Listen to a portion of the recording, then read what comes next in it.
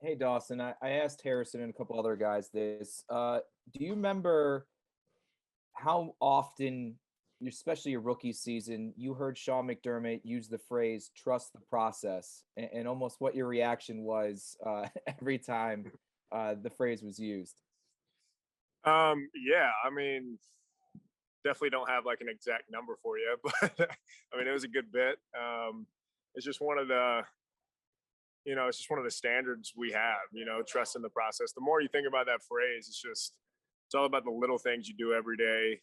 You can't, get caught up looking a week ahead, a month ahead, in the off season, you can't be looking to, wow, someone just threw a ball and almost knocked the iPad off.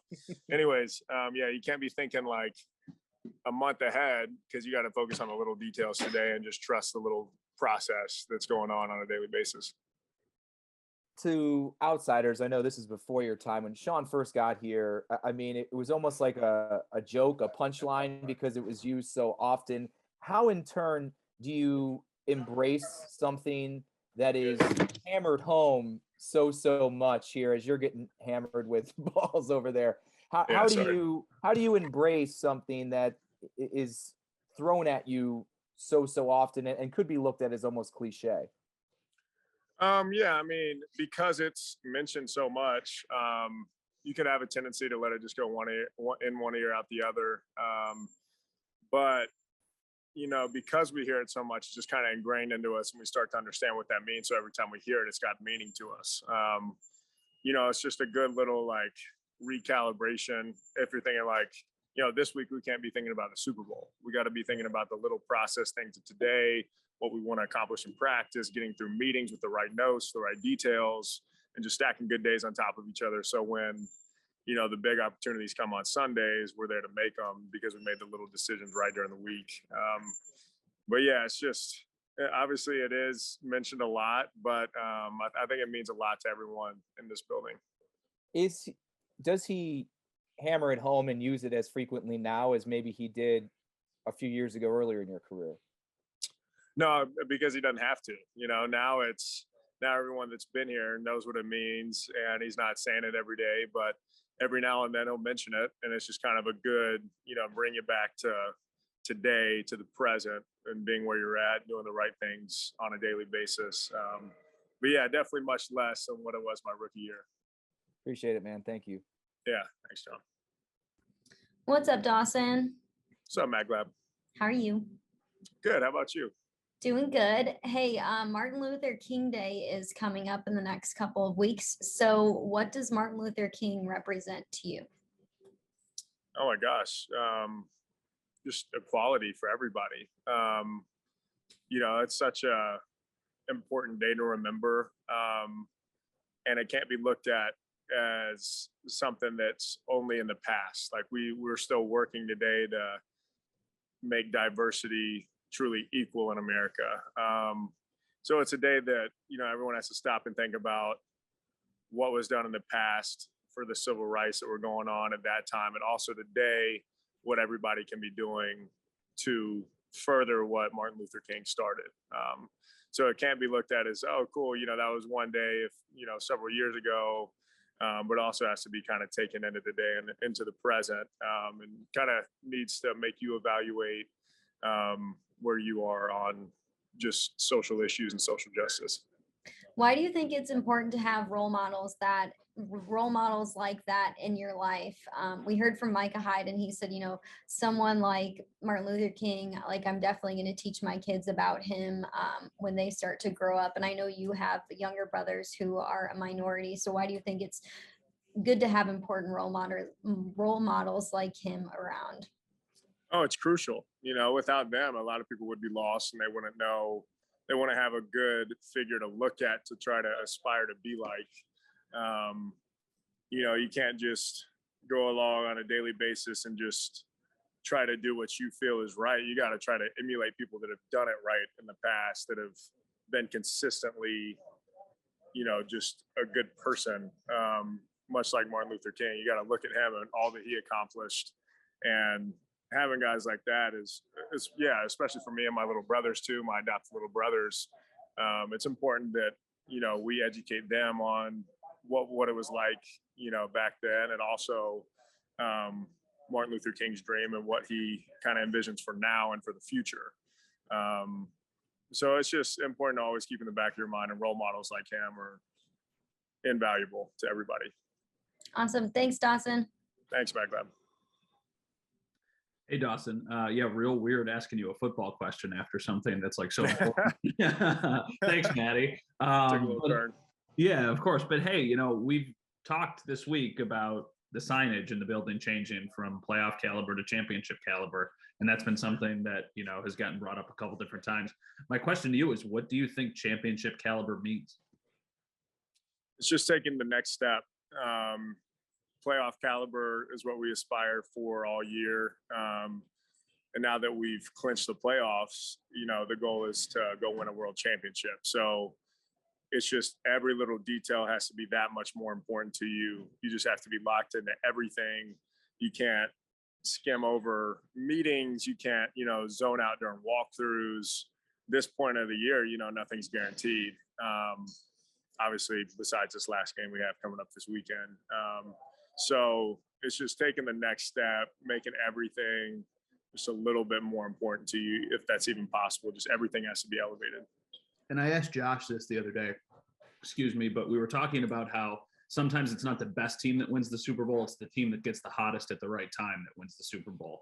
And we saw a little bit of that last year with the Bucs. I think they lose big to the Saints and then they go on a run and they win it. Do you feel like the team has hit its stride at the right time, or is it still too early to know that?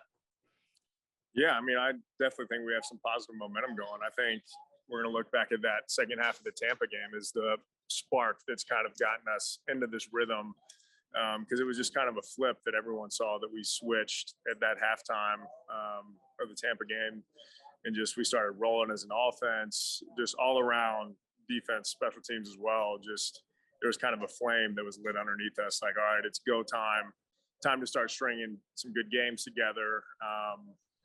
And yeah, I feel like there's definitely some good momentum. There's definitely a little fire going behind us right now. Thank you, Dawson. Appreciate it, man. Yeah, thanks, Matthew. We're good? Hey, good afternoon, Dawson. George Radney, Challenger Community News. How you doing? Good. How about you? All right. Quick question for you. How does your technique may change in cold weather? Because I know you're from the Nashville area. I see they have snow this morning down there. Did you play in snow? Have any snow games before coming to Buffalo? No. Well, real cold. Did, but yeah, it's a little different. But they do a great job on the sidelines, having big jackets for us, heated benches. They got those huge heat blowers. But once you get out there running around, you get warmed up pretty good. And when there's a little snow on the grass, there's a little bit of extra traction that you need. So you got to think a little bit extra about different steps and different cuts, because, it might be a little extra slippery, but it's really just kind of an afterthought after you get out there and get done warming up. But yeah, like I said, the equipment managers and everybody on the sideline do a great job making sure we're warm and ready to go. All right. And one last one. Do you change your technique at all for catching the ball in this type of in windy and cold conditions? I'd say definitely when it's windy, just tracking the ball is all that much more important. Like we saw for what game was it? I think the first New England game, just you saw the ball moving all over the place. So it's just that much more important to keep your eyes on it.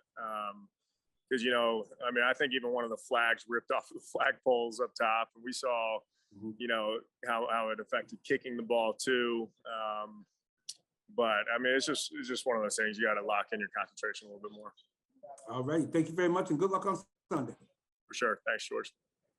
Hey, Dawson. Just a couple of quick ones. We won't keep you too long. But I was curious, Sean has mentioned a couple times how he feels like Josh has kind of taken a step as a leader off the field, kind of stuff we don't get to see. From your perspective, being in the locker room and around him all the time, have you noticed anything differently this year? Yeah, he's just even more confident in his own abilities, and not at all a cocky way. And he just, when you're in the huddle with him, he's going to go out and make some crazy, amazing plays like he does every Sunday. We have all the confidence in the world in him too. And then also like in the locker room, he's he's just one of the guys. You know, he's a guy that you'd love to go get a drink with, to go get dinner with, go hang out, watch one of the Monday Night Football games. Obviously, a lot of that stuff's limited right now because of COVID, but he's just one of the guys. Like, you know, if you met him and had no idea who he was, you would have no idea that he was an NFL superstar. He's just a down to earth, fun to hang out with guy. You know, I always say that I wish I knew him in college. You know, back when, you know, you could go out after a Saturday night win and go hang out. It's a little different now, but just as a leader, there's nobody in our locker room that would say anything bad about him. And then for you, I was curious, obviously, you know, there's still playoffs to come and all of that, but from your own perspective, looking back at this season so far, is there an area you think you personally are proudest that you've taken a step forward in, something that you're like, oh, coming into the season, I wanted to do X, Y, and Z, and this has kind of turned out a certain way? Yeah, I would say just specifically run blocking, I felt a lot better. Just knowing my assignment, knowing who I'm going to, who I'm working with, if it's a double team or what type of gap scheme or zone scheme we got going as an offense. Just kind of knowing the ins and outs of the run game, but also just overall, like, just confidence levels, confidence in my own abilities, and not going out thinking, oh my gosh, where do I line up? What route do I have? What am I hot? You know, are the safeties rotating? Is the linebacker blitzing? You know, it's kind of just going out and being excited and having fun and going to make plays instead of going out there just to get my job done and try not to mess up. Because we always talk about going out there playing free, playing fast, and that's, you know, when you play with some personality, that's when you play your best. So just making that little switch mentally, just going out there and having fun and doing what I know I can do, instead of going out there with, you know, little doubts like, oh my gosh, am I going to be in the right spot? So yeah, I'd just say playing free has been the best part about this year. Was that something you noticed yourself doing last year, kind of second guessing or like having that feeling of doubt? Yeah, definitely for the first half of the season. I know there were some ups and downs with COVID. I think I had a concussion and a calf strain early. So just kind of a roller coaster early in the year. And then kind of the second half, especially into the playoffs, I started really feeling good. You know, started making a few more plays here and there, and just kind of started getting that feeling of being able to play free and fast. And it felt amazing. Like, it was fun to go out there and compete. So I really wanted to take that into this year and keep that in mind all off season too when I was working out. Just that mental state of going out there to ball out instead of going out there to, you know, play conservative and try not to mess up. Thank you so much. Sure. Thanks.